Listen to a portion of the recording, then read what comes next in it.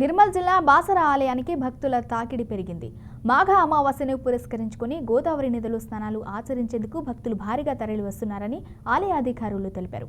గోదావరి ఒడ్డున సూర్యేశ్వర ఆలయంలో భక్తులు ప్రత్యేక పూజలు చేసి మొక్కులు చెల్లించుకుంటున్నారు. ఇతర రాష్ట్రాల నుండి కూడా భక్తులు భారీగా వస్తున్నారని వెల్లడించారు.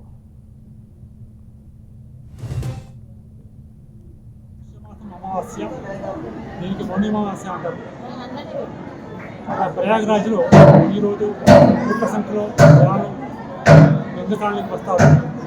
ఇక్కడ గోదావరి కూడా గంగా విషయం కాబట్టి ఇక్కడ కూడా గంగా స్నానం చేయాలనే ఉద్దేశంతో అనేక మంది భక్తులు గంగస్నానం కోసం వస్తున్నారు. గంగస్నానం చేసుకున్న తర్వాత శివాలయం దర్శనం చేసుకొని మళ్ళీ అమ్మవారి దర్శనానికి వెళ్తారు. కాబట్టి అమావాస్య నాడు గంగా స్నానం చేస్తే మహాపుణ్యం కాబట్టి భక్తులు అధిక సంఖ్యలో ఈరోజు దర్శనానికి వస్తున్నారు. పుష్యమాసం అమావాస్య